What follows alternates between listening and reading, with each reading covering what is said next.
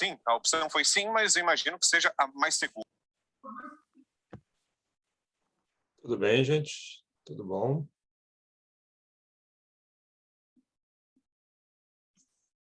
Boa noite. Boa noite. Boa noite. Boa noite a todos. Estamos, então, na nossa segunda aula de Direito Civil 5, dando continuidade aí aos nossos contratos. O pessoal aí está chegando. Ontem, né, nós tivemos ali o primeiro contato com a matéria e também falamos ali de questões mais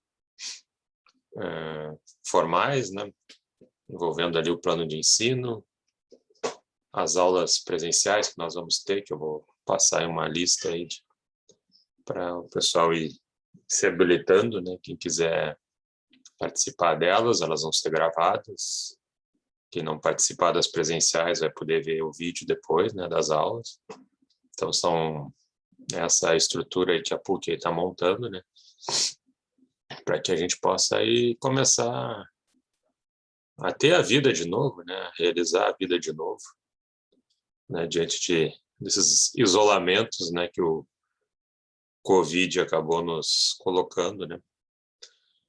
E ali também no plano de ensino tem a questão de datas também, sistema de avaliação, indicação bibliográfica, programa da disciplina, né? Então confiram ali, né, deem uma olhada ali para se interarem a respeito disso também, né? Se tiverem dúvidas, vão perguntando.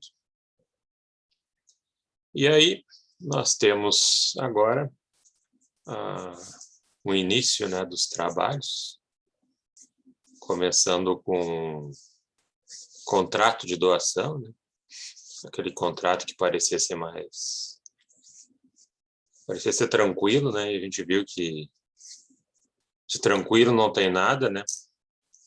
Aliás, o contrato é cheio de regras dentro do código, né? Algo que precisa ser tão regulado assim é porque não flui bem normalmente, né? A gente não regula aquilo que se ajusta a um padrão interessante ao natural. E nós vemos que a doação não transita tão bem assim. E que é preciso colocar limites para ela não virar uma simulação, não atacar interesses de terceiros, né? Não violar direitos sucessórios, né? Quem sabe até não virar um instrumento aí para lavagem de capitais, etc. E aí nós vimos a capacidade ativa, né? Uma visão aí que caía em cima do nosso doador. E agora nós vamos para a capacidade passiva, né? Uma abordagem que cai em cima do nosso donatário. Uma análise que cai em cima do donatário, né? Que tem aí algumas peculiaridades, né, sobre umas situações que a lei elenca. Então, inicialmente, sobre a capacidade passiva e os casos particulares da doação, nós começamos ali pela situação do donatário absolutamente incapaz. Não é porque o sujeito é absolutamente incapaz que ele não pode receber em doação. E aí, bom, aí seria o ápice da discriminação, né? Não negar a ele esse direito. Aliás, muitos incapazes têm a sua subsistência baseada em doações que recebem, né, dos pais e bens que ficam pós-morte, né, do qual eles conseguem tirar uma renda, porque eles não têm capacidade laboral remunerada, né? Eles sofrem uma série de restrições, né? Então, se não fosse pela doação e sucessão, aí mesmo que os coitados não teriam nada, né? Porque às vezes não recebem pensão, né? Não recebem outras fontes, né? Então, só que aí o que acontece? Quando você tem um absolutamente incapaz, ele ele não manifesta a sua vontade, né? Num contrato com absolutamente incapaz, tu vê que quem assina ali é o representante dele. Aqui na doação não se exige a aceitação dele. Artigo 543 do Código Civil. Conquanto que essa doação seja pura. O que é a doação pura? É a liberalidade total. Estou te dando e sem pedir nada de volta. Nada de volta. Até porque ele não tem condições de devolver alguma coisa. Então, o nosso absolutamente capaz fica dispensado de aceitar e mesmo assim recebe o bem, né? É uma aceitação ficta que a lei criou.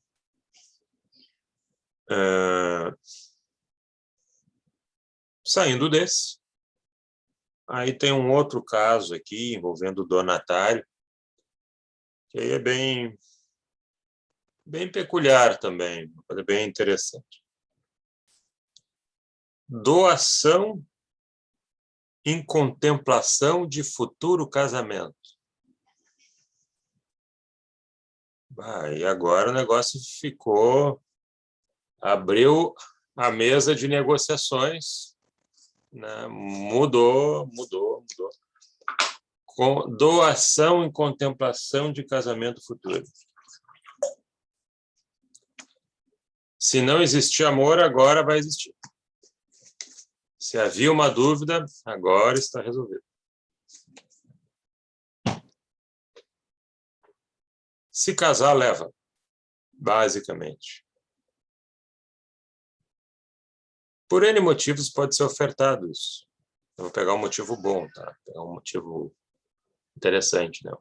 Um pai que é de um sujeito lá, ele quer ter netos, quer muito ter netos, e vê que o filho, né, já está namorando há anos, né, mas é aquela coisa ali, vai, não vai.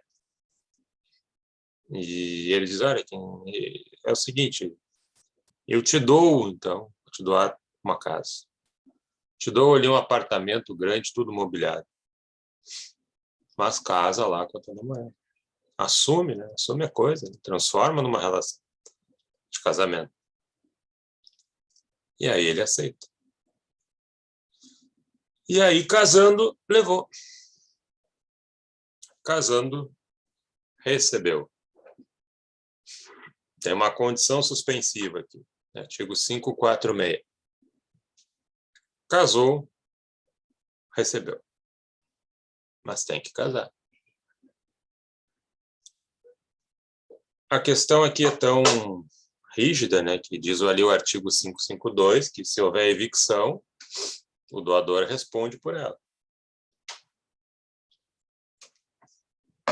Entregou um imóvel lá para o donatário moral, o donatário casou, e aí o imóvel é perdido porque tinha outro lá já, com melhor direito, que retira o imóvel do donatário. Não é por isso que o casamento vai ser anulado ou desfeito. Mas ele tem direito de cobrar esse crédito do doador.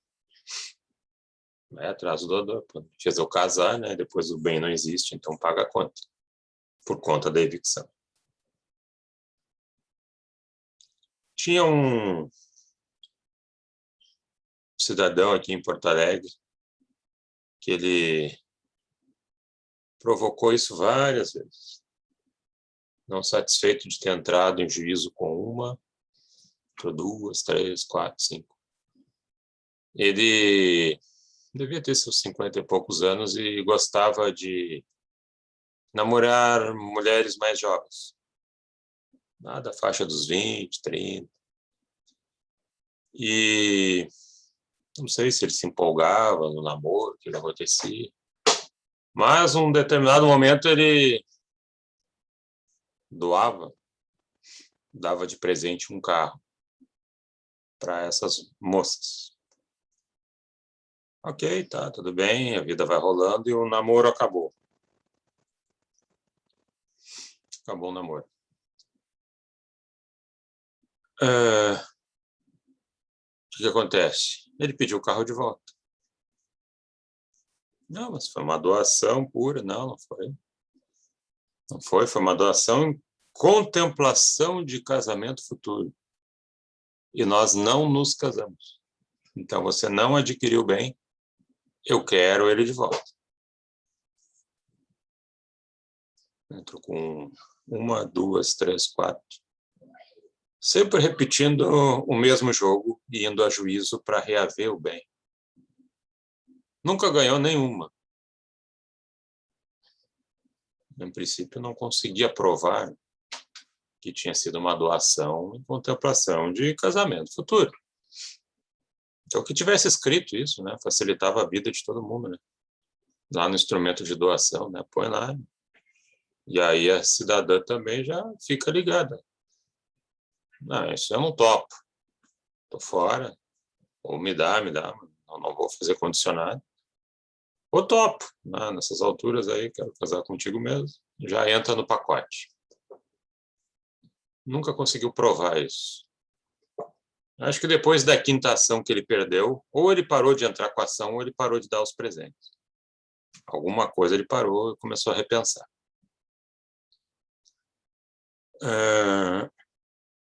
Mas nesse 546, também tem uma outra figura, tem uma outra menção, que é a doação para futura prole. E aí a minha dúvida é, isso é uma condição suspensiva?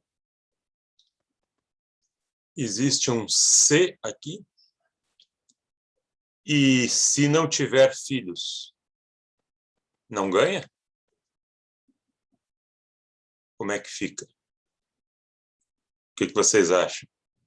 Condicionar alguém a ter filhos como requisito para manter-se com o bem doado? Será que isso vale? É um debate ético-moral bem interessante. E também, né, sob a lógica aqui de patrimonializar o filho. Nesse tipo de negociata, a criança já nasce traumatizada. Foi basicamente negociado. Ninguém tem controle da natureza, assim. E quem disse que vai ter condições de ter filho, né? Mesmo com procedimentos, não tem filho. E aí, não teve filho biológico, vai ter que adotar? Ou, daqui a pouco, o casal se casa, mas muda os projetos.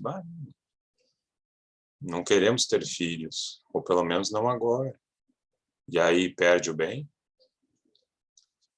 A questão aqui é a seguinte, não tem como obrigar alguém a ter filhos.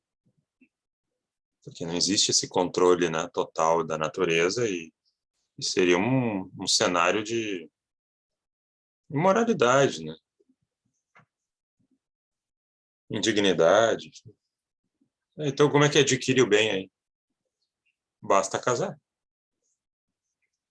O casamento é o aceite. Casou, ganhou. E se não vierem os filhos depois? Tudo bem, não veio, mas casar. Partiram de uma ideia de casamento, de constituir família, mas depois acabou não rolando. Também eu poderia perguntar, e aí, tem que ficar casado pro resto da vida?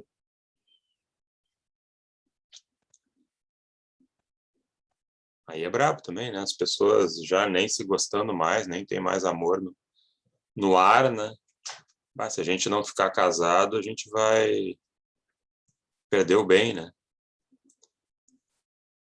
Em outras épocas no Brasil, isso até vingaria antes ali da década de 70, porque antes da década de 70 a gente não tinha divórcio no Brasil. Tinha uma figura ali, tal do desquite, que as pessoas que se desquitavam eram quase execradas socialmente, principalmente a mulher.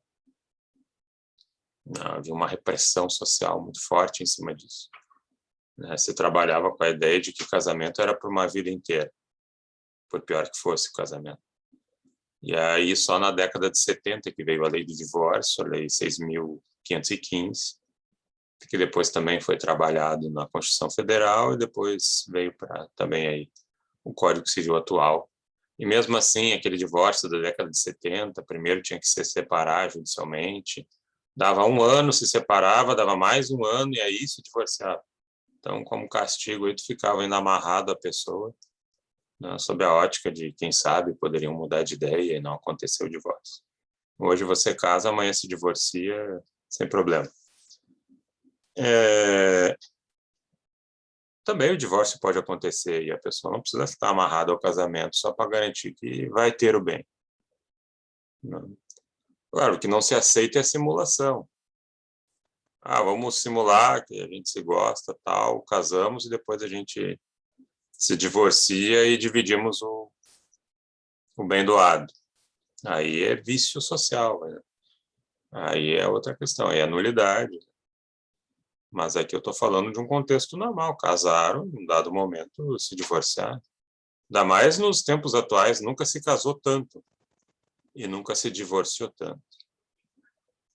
Existe uma flexibilidade muito grande nessa questão, né, de escolhas e desejos. Né? Então, não teria como frear com essa ideia patrimonialista. Uma outra situação aqui envolvendo capacidade passiva é a da doação ao nascituro. Doação ao nascituro, artigo 542 do Código Civil.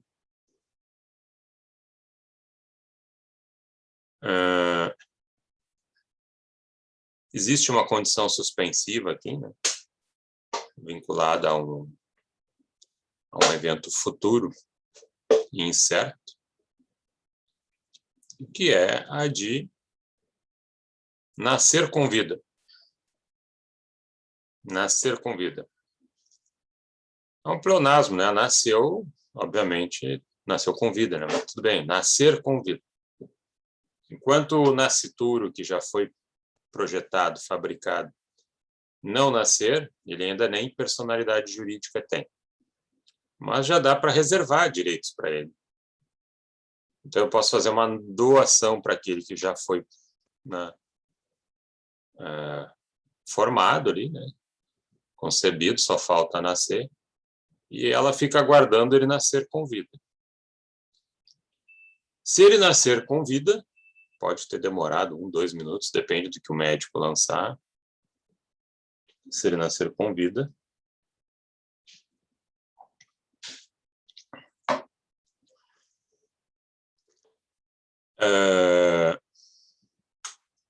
ele adquiriu patrimônio doado, e se ele morrer depois, logo a seguir, aí se faz o inventário dele e esse patrimônio vai para os seus ascendentes, até porque descendentes ele não tem.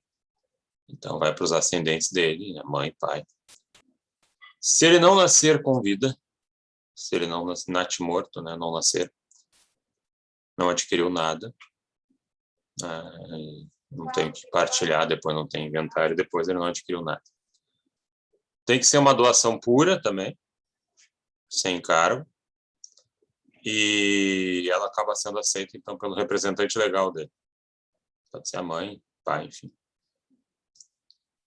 Artigo 542. E aí tem uma outra também, que é a doação e silêncio do donatário. Doação e silêncio do donatário, artigo 539 do Código Civil. É possível adquirir a doação por silêncio? Sim, porque ela pode ser presumida. A aceitação da doação pode ser presumida, a doação não. A vontade de doar não é presumível, a aceitação é. Isso pode acontecer, por exemplo, quando eu demarco um prazo. Marquei um prazo para o donatário. Tu tem até sexta-feira para dizer que não quer. Passou a sexta, ele não falou, adquiriu. Ou simplesmente pelo comportamento dele. Eu digo, tá aqui a chave, ele nem me diz obrigado, pega, entra no carro, sai dirigindo, comportamento de proprietário. Aceitou. Deve ser uma doação pura, sem encargo, né, liberalidade pura. Não há trocas, né, de falas, né, mas esses comportamentos do donatário fazem presumir que ele aceitou e está formalizado, então, o contrato de doação. Alguém tem alguma dúvida aqui do que eu falei? Alguém ficou com alguma dúvida até então? Bom, um outro ponto aqui diz respeito às algumas características da doação. Características da doação.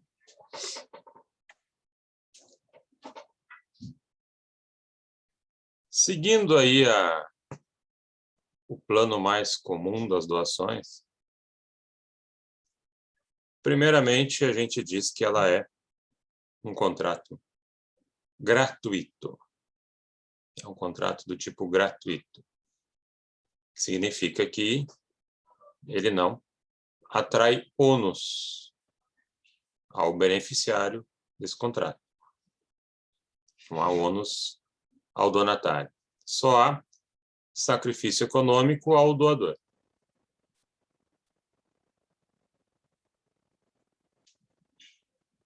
Da mesma forma, dentro da ideia de doação pura, a gente diz que ela é unilateral. Mas por quê? Porque ela só tem prestação que recai sobre uma das partes, o doador. Mas aí a doutrina, para diferenciar a figura da doação com encargo, ela, quando isso acontece, ela passa a chamar essa doação de doação onerosa. Parte do princípio que existem dois empenhos econômicos, da parte do doador e da parte do donatário. Vamos dizer assim, o donatário tem uma mini prestação, tem uma representação econômica de um sacrifício. Então, se a doação é com encargo, a doutrina vai dizer também que ela é bilateral. Por quê? Porque ela traz prestação para ambos os lados. É claro que essas prestações não podem ser equivalentes. Porque se a contraprestação do donatário for equivalente,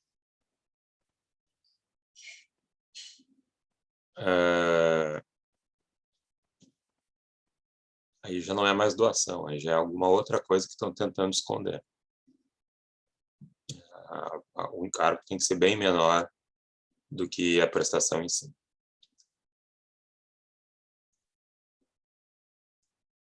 Desimportando se ela seja com encargo ou não, o fato é que ela vai ser sempre bivolitiva. Bivolitiva. Ou seja, tem duas vontades envolvidas. De quem quer doar e de quem quer aceitar. Se não tiver o aceite, ainda que seja ficto, contrato não há. Uma outra característica também é que a doação ela é, de regra, formal, solene. Ela tem uma solenidade, de forma que ela tem, de regra, que ser feita por escritura particular ou pública. Ser feita por escritura particular ou pública.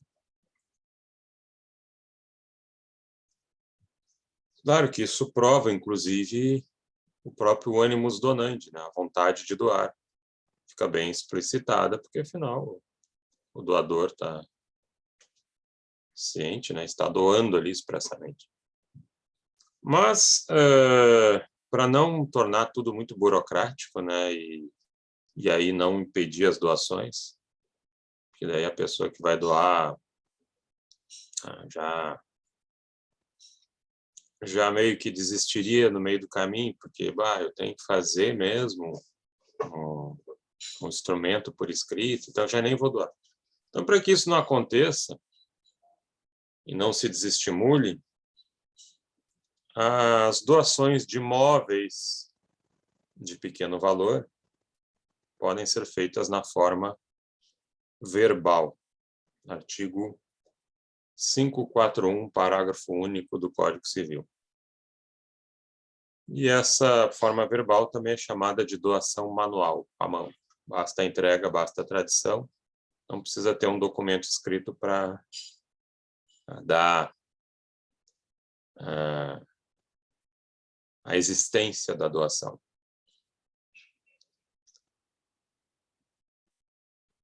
Ainda aqui, dentro das características, a doação é um ato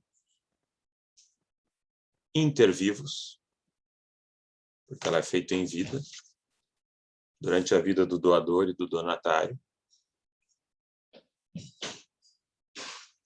ao contrário de um testamento, que é feito para um pós-vida, né? Que é para ter efeitos depois que o doador morrer. A minha pergunta é, tem que pagar alguma coisa quando a gente doa? Ou quando a gente morre, em termos de tributos? Será que o fisco também se apresenta de alguma maneira para cobrar imposto sobre a morte? Ou sobre a vida? Na transmissão patrimonial? Alguém gostaria de arriscar uma ideia? O ITCMD? Exatamente. Existe um imposto que incide, como falou o colega Ricardo, lá no inventário, e não só nele, que é o chamado ITCMD, Imposto de Transmissão, Causa-Mortes e Doação. Então, quando você tem um inventário e vai transferir patrimônio para os herdeiros, o Estado se apresenta, o Estado como ente federado, se apresenta para lançar o ITCD. A gente chama de ITCD, né, mais curtinho. Imposto de Transmissão, Causa-Mortes e Doação, que varia aqui no Rio Grande do Sul, começa ali na alíquota de 3%. Se o acervo que vai sofrer herança, né, ele supera aí 50 mil reais, então passa a incidir 3% em cima desse valor. 3% a título de ITCD. Bom, então eu vou doar em vida, porque aí eu não vou pagar o ITCD. Vai pagar a mesma coisa. Se você doar em vida, vai pagar a mesma alíquota. O mesmo efeito de transmitir em vida é o de transmitir na morte. E é uma alíquota progressiva, depois de um certo valor aumenta para 4, 5. Não sei se chega a 6 aqui. Até vou dizer, não é um imposto tão caro. Né, do que tem por aí, é um dos percentuais mais contidos. Né? O imposto de renda pode chegar a 27,5%. O ICMS também é caro. O imposto aí de 3% é bem em conta. Né? Então, até por isso o Brasil acaba sendo muito incentivador da manutenção do patrimônio na família, porque você não gasta muito em fazer isso, né? Tá, mas quando alguém morre, tu tem que pagar lá o advogado, as taxas do cartório, o ITCD, ok. Mas se você for olhar numa ótica de impostos, é um percentual baixo, e o ganho que se vai ter, ele representa também todos esses gastos um valor bem menor. né? Então, não há um incentivo de você recolocar esse patrimônio na sociedade e sim conservar na família, porque essa conservação tem um custo que pode ser representativo, mas não é tão alto assim. E, claro, de certa forma, morrer sai caro, né? Porque além do inventário que você tem que fazer, também tem que resolver outras questões da morte em si, né? O velório, o caixão, etc. Aluguel de espaço em cemitério, enfim. A gente também tem que ter assim, uma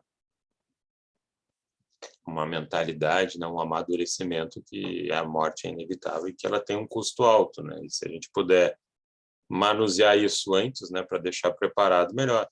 Existe hoje até aí planos funerários, né? É algo certo que você não sabe quando vai ocorrer. E aí, quando ocorrer, ativa e já alivia um pouco a família, né, que já está enlutada, enfim, etc.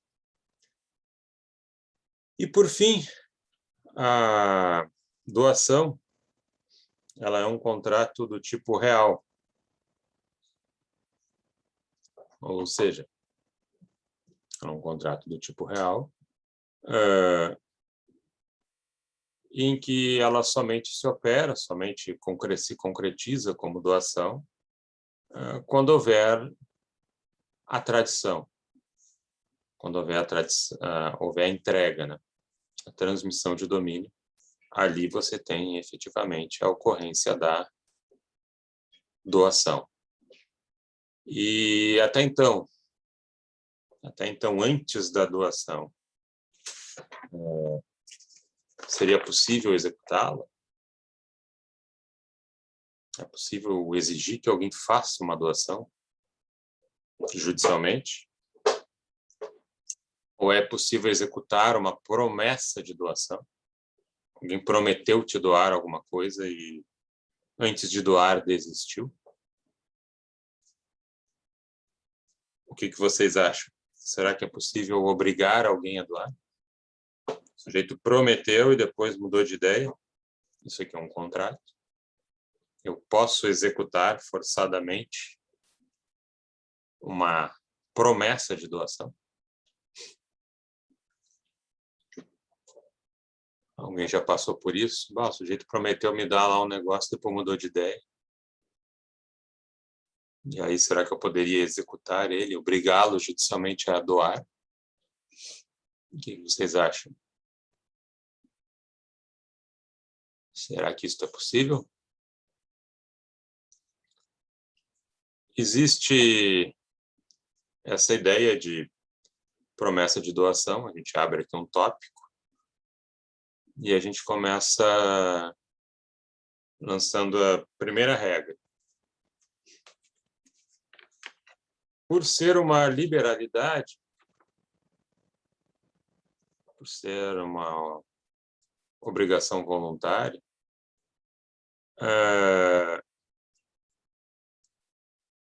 ninguém poderia ser coagido a realizá-lo. Ninguém poderia ser obrigado a realizar uma promessa de doação. Bom, mas aí isto passa pela doutrina e jurisprudência. E a doutrina aqui a gente usa como representação o Caio Mário da Silva Pereira. O Caio Mário da Silva Pereira. O Caio Mário da Silva Pereira vai dizer o seguinte. Primeira visão dele. É inexigível a promessa de doação pura. É inexigível a promessa de doação pura. Doação pura não tem encaro, é uma liberalidade total, e eu poderia estar mudando de ideia no meio do caminho e não realizar a doação. E o mesmo Caio Mário, numa outra visão, ele diz o seguinte: é exigível a promessa de doação se ela era modal com o encargo cumprido. Nosso donatário se antecipou, foi lá e cumpriu o encargo. Aí ele poderia, então, exigir essa doação, a realização dela. Fora isso, teria uma outra situação aqui que eu cogitei, né, fora do Caio Mário, que é a não frustração de expectativas. Daqui a pouco eu digo para alguém, não, eu vou te doar o meu carro. O sujeito pega e faz uma garagem na casa dele. E chega lá, eu mudei de ideia. Pode ser até que ele não consiga me cobrar a doação, fazer a doação. Mas ele pode, pelo menos, cobrar uma indenização pela frustração de expectativas. Uma responsabilidade pré-contratual, uma culpa em contraendo. Frustrou as minhas expectativas. Me induziu ao erro, podia ter me avisado antes, e aí eu não teria feito esse gasto. Mas não se cobra a promessa, mas se cobra os danos derivados da falsa informação.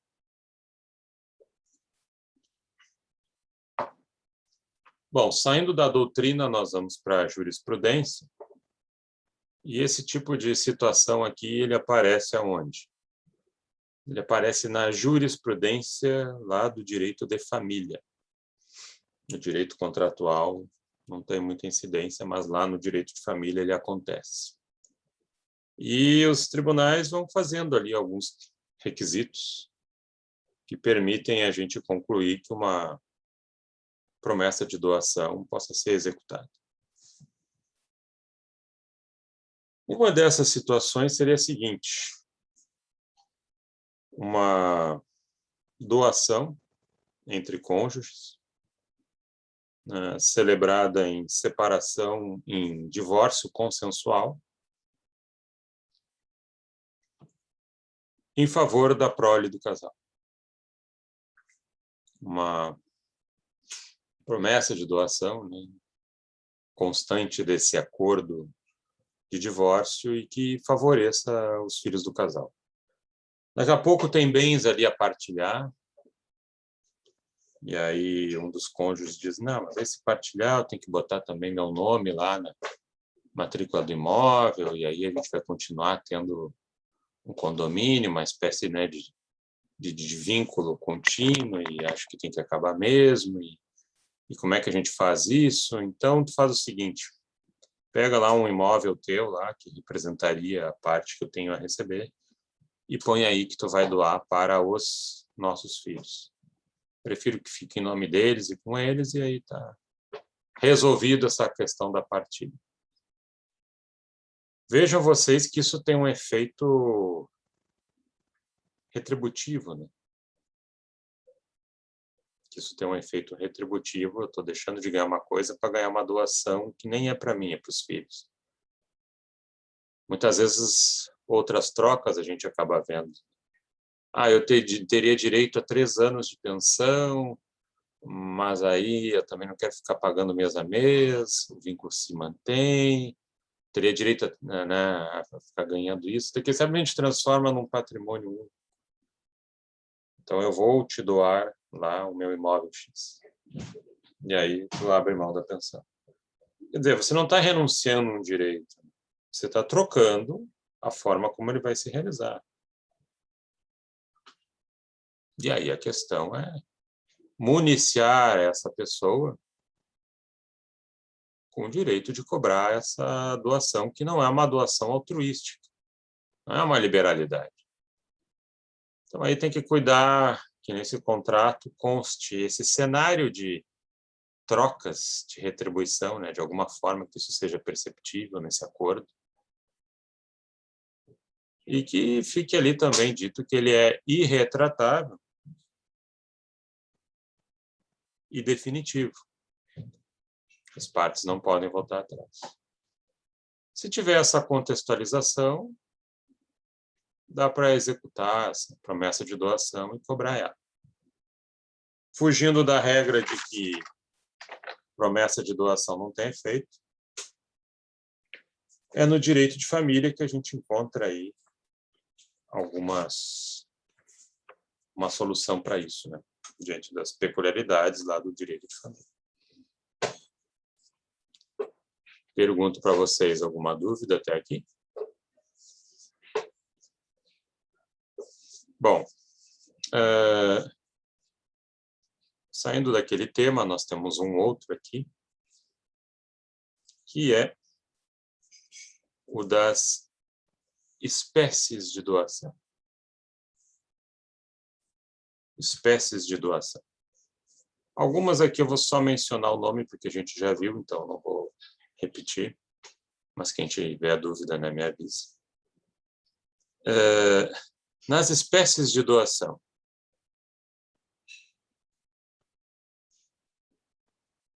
nós temos aqui peculiaridades que aparecem na lei, alguns casos aí que cobram aí provas da ordem e outros. Começando com o padrão que a gente tem como doação, que é a chamada doação pura, também chamada de simples ou típica. É a liberalidade total, sem pedir nada em troca.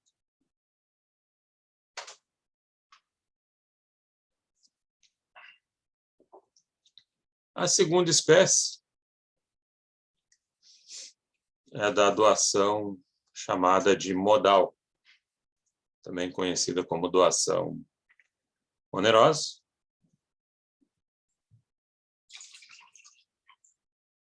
Ou doação com encargo. O encargo é uma figura que aparece ali no artigo 136 do Código Civil. E ali é dito que o encargo não suspende a aquisição de direito. Então, se eu fosse botar um encargo num contrato de doação, eu diria, dou 1 milhão para você, para aqui, ou com encargo de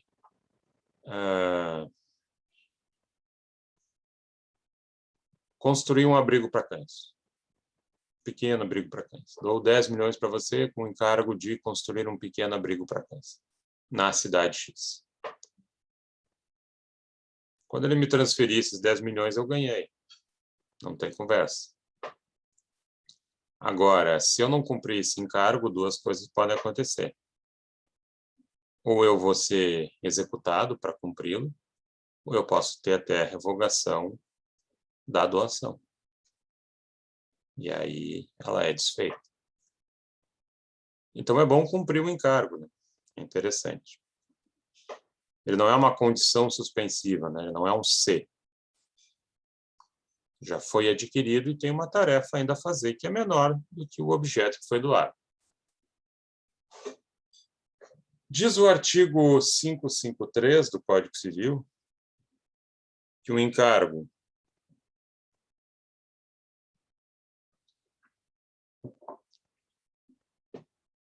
pode ser em benefício do doador. O encargo pode ser em benefício do doador. O encargo pode ser em benefício de terceiro. E o encargo pode ser em benefício do interesse geral. O encargo pode ser em benefício do doador, favorável a ele, ou até outra pessoa que ele indique, ou a coletividade. Construir uma praça é um benefício geral.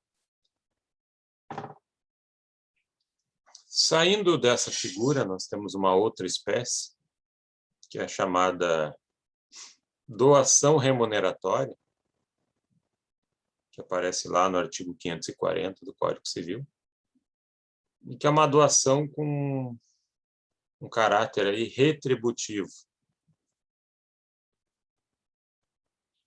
Retribuição para aquilo que não pode mais ser cobrado ou que não foi cobrado no passado. Se alguém passa mal na rua e um médico atende, Ele não é obrigado a fazer isso de forma gratuita. Claro que ele não vai ali exigir, olha, me faz um Pix, que aí eu te ajudo. A pessoa está mal, tem que tirar ela da situação de risco, até para não configurar uma missão de socorro, né? Mas depois ele pode cobrar. Ele estudou, se esforçou, não precisa sair trabalhando de graça. Porque quem é forçado a trabalhar de graça é escravo, né? Então, fora isso, ninguém é forçado a trabalhar de graça. Eu poderia cobrar depois. Acredito que a maioria não cobre. Não vai fazer isso. Mas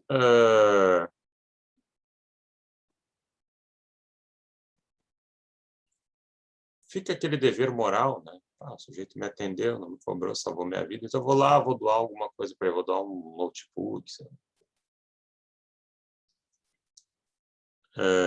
Ok? Então, se chama de doação remuneratória.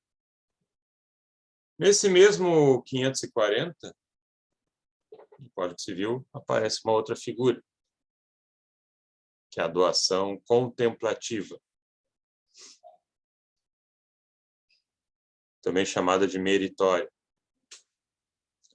Não é uma retribuição, mas é uma doação que se faz por amizade, por admiração, por tudo que você fez lá, comunidade local. Então, estamos te doando um carro. Essa seria a meritória. E aí tem outras aqui que eu não vou explicar, porque eu já tinha falado, né? Tem outras aqui que sim, que eu ainda não tinha mencionado. Mas uma outra espécie aqui que eu falei já no início da aula é a doação ao nascituro, artigo 542 do Código Civil. Também falei hoje da doação em contemplação de casamento futuro, ou para a futura prole, artigo 546 do Código Civil. Falei ontem da doação entre cônjuges, artigo 544 do Código Civil. Falei também da tão rumorosa doação de ascendente para descendente, artigo 544 do Código Civil. E aqui tem uma outra que eu ainda não havia mencionado, que é chamada doação em forma de subvenção periódica. Doação em forma de subvenção periódica. Artigo 545.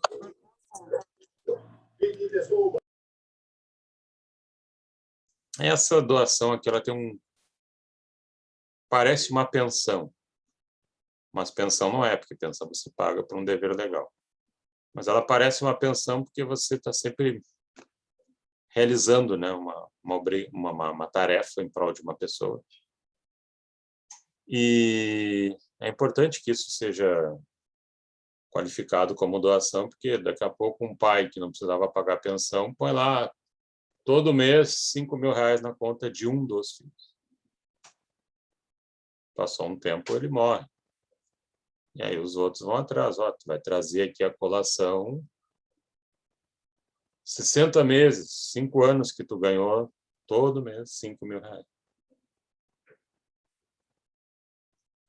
Para que, né, já acertar a tua parte, né, e nós igualarmos a nossa. Porque aquilo ali, na verdade, estava sendo um adiantamento de legítimo, mas que tinha essa performance de subvenção periódica. Por isso que é bom chamar de doação, porque já define o que vai acontecer com a morte do doador.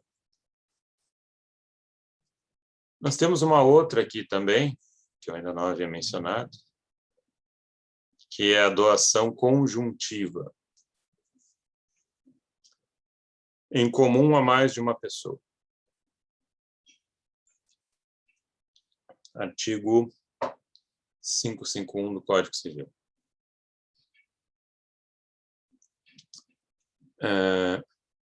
Eu chamo um casal e digo, vou doar para vocês um imóvel.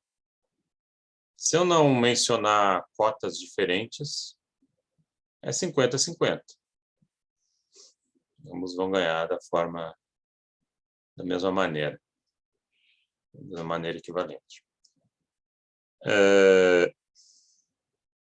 E aqui tem uma questão interessante. Se esses donatários que receberam a doação conjuntiva forem casados entre si, no que um deles morrer, a parte é absorvida pelo outro. Não é feito um inventário em cima daquela parte do que morreu, para dividir entre filhos, etc. Ela acresce a parte do que está vivo. E ainda mais interessante, não precisa fazer inventário, não precisa pagar ITCD, é só ir lá no registro de imóveis e fazer a transferência de imediato. Paga lá as taxas do registro de imóveis, ok, mas aí o donatário que ficou vivo se torna proprietário de todo o bem, sem pagar imposto, sem nada, sem inventário, porque é o direito de acrescer, resultado da doação conjuntiva. Tem uma outra aqui que eu já falei também, que é a doação inoficiosa, artigo 549 do Código Civil.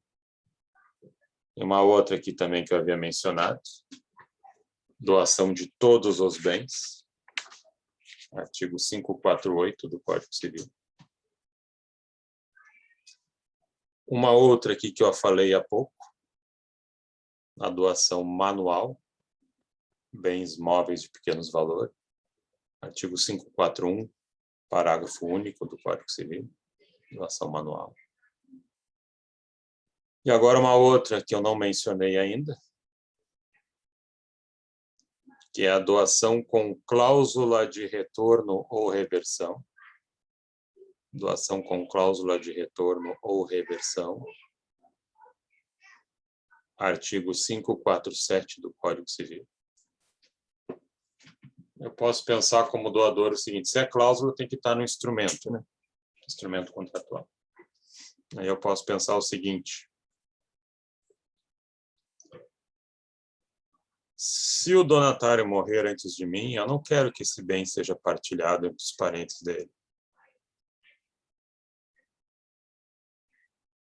Eu quero que volte para mim. Ok, existe uma possibilidade legal, que é essa cláusula de retorno, e aí eu ponho lá no contrato, e então tá isso. Donatário morreu antes, bem, volta para doador. Não partilha com ninguém, né? E volta então para o doador. 547. E tem uma última aqui, que é a doação feita à entidade futura. Doação feita à entidade futura, artigo 554 do Código Civil.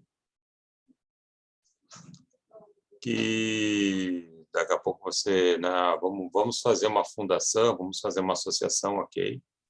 E eu já estou doando agora. Mas se em até 2 anos ela não estiver constituída, decai o direito e o bem retorna ao patrimônio do doador. Então, a partir do momento que ocorre a doação, tem 2 anos para constituir essa entidade, sob pena de retornar o bem ao doador. Artigo 554, Código Civil. Dúvidas até aqui? Bom, e... Professor, pode repetir a doação sob periódica? Subvenção periódica.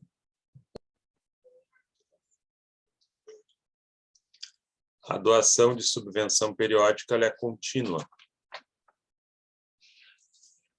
E justamente é importante você chamar de doação para configurar isso, dar um título para isso, né?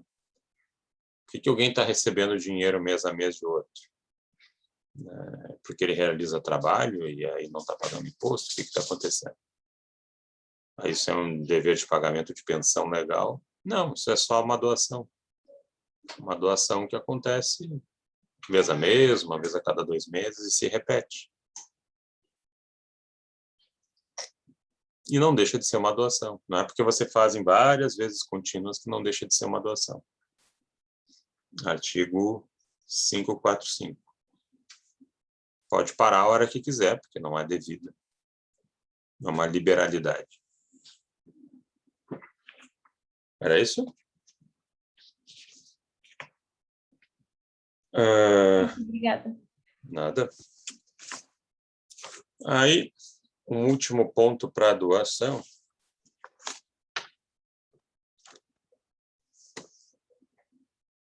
É a questão da revogação da doação.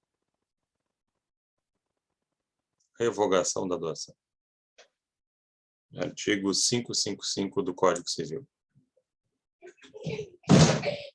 Por 2 motivos pode ser revogada uma doação.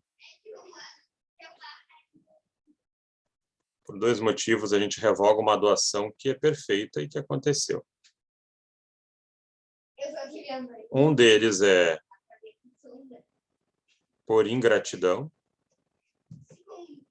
revogação por ingratidão, e o outro é por inexecução de encargo.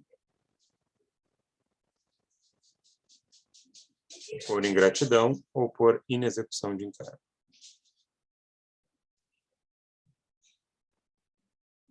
Revogação por ingratidão. Tem uma figura parecida com isso aqui lá em sucessões, que nos leva ao estado de deserdação, por alguns motivos que a lei elenca, né? São um rol taxativo. E aqui também, né? Senão eu ficaria na mão do doador, teria que puxar o saco dele o resto da vida dele, porque em algum momento ele dizia, você é um ingrato, e vai lá e tira o bem de mim. Para evitar essa subjetividade aí muito grande,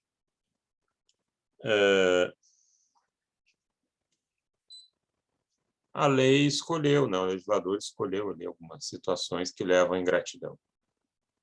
E que essa ingratidão possa levar à revogação de uma doação. A ingratidão, o que é? A ingratidão é uma insensibilidade moral do donatário. É uma insensibilidade moral do donatário. Não faço por merecer.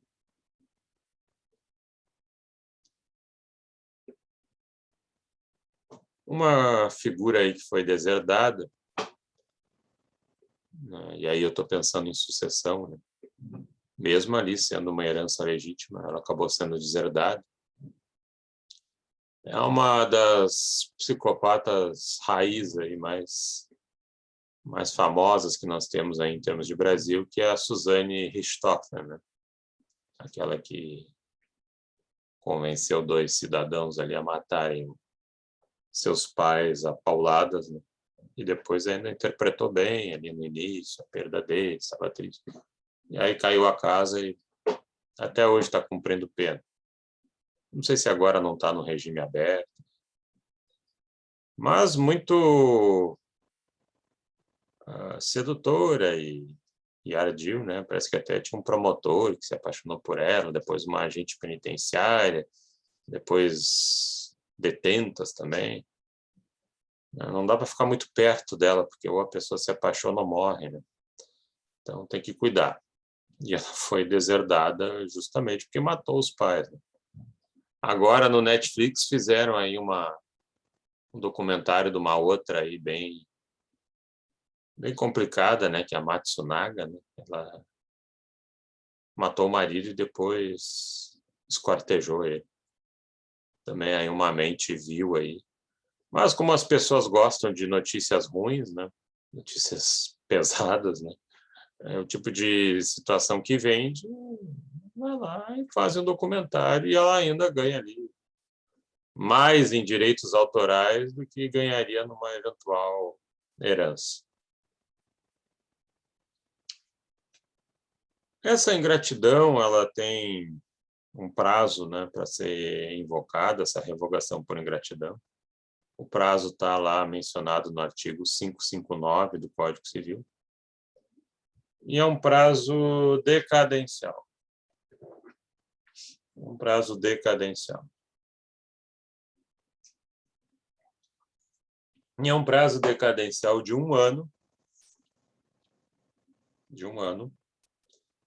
a contar da ciência do fato pelo doador.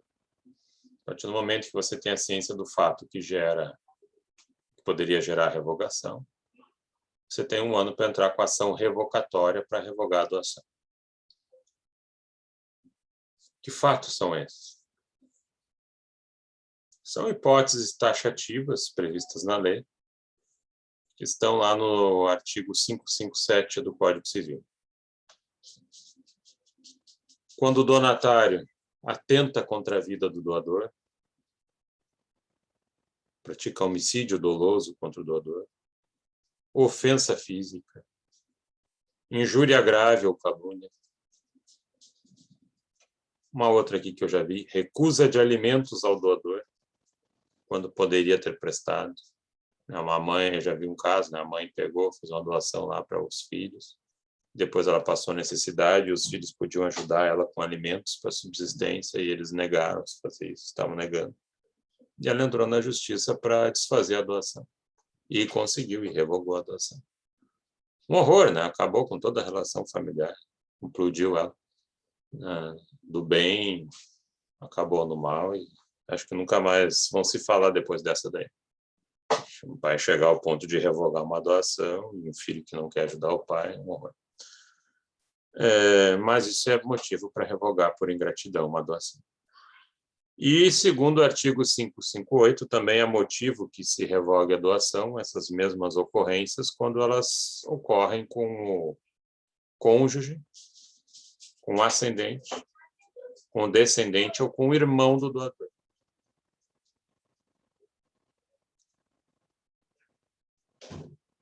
Por outro lado, né, e aí, opção também do legislador, artigo 564, não se revogam por ingratidão, mesmo que tenha havido a ingratidão.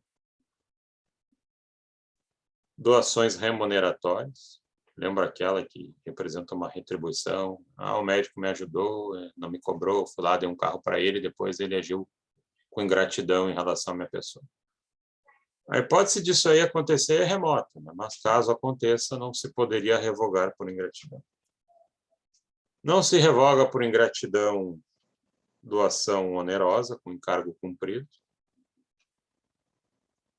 Não se revoga por ingratidão doação feita para casamento futuro.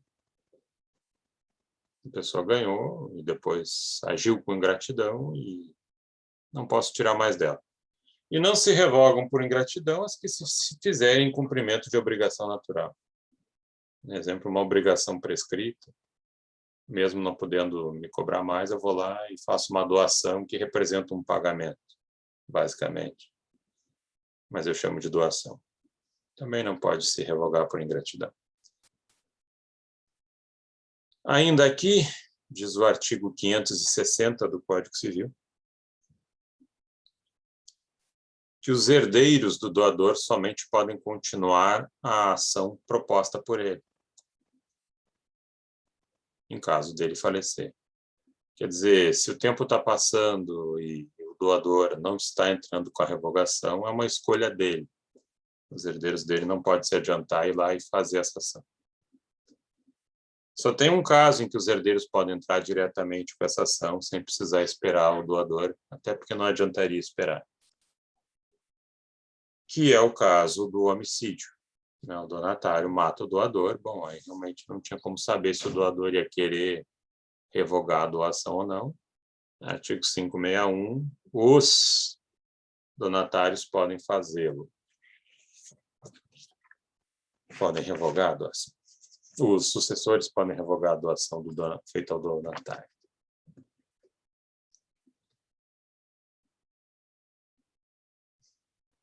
E uma última situação.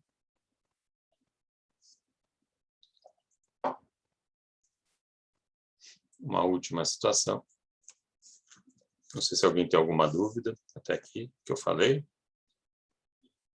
Por favor, pergunte à vontade. Uma última situação é revogação por inexecução de encargo. Doação modal. Eu posso escolher, ao invés de revogar, exigir o cumprimento do encargo. Mas aqui o donatário está em mora, né? Eu posso entrar para cobrar esse encargo, me interessa mais o encargo do que desfazer a doação, eu posso tentar desfazer a doação. Eu tenho um prazo de 1 ano, 1 ano a contar do vencimento do encargo.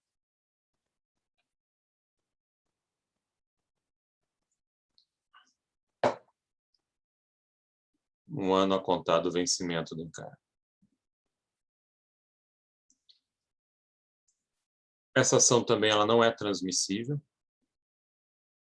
Quer dizer, não tem como os herdeiros entrarem com a ação, eles podem continuar uma ação que o doador começou, assim como no outro caso. Ele começou com a ação e morreu no trâmite, durante o trâmite do processo, e os herdeiros podem substituir ele e continuar essa ação que já começou. Mas é ele que decide se dentro desse tempo de 1 ano, se ele vai cobrar o encargo, se ele vai revogar a doação. São escolhas do doador. E aqui tem uma questão interessante, que é o artigo 553, parágrafo único do Código Civil, que diz o seguinte: